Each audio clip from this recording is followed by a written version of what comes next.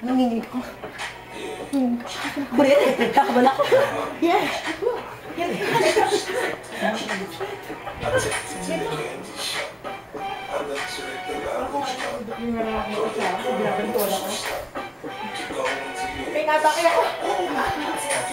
At nagbabalik po tayo sa Binibining White Spaghetti 2007. Para po yan ako sa ating year. Nandito po ang ating former Miss White Spaghetti 2006 na mag-aabot sa atin ng isang $4 million scepter at isang €1 million na plaque of appreciation. Narito na po siya.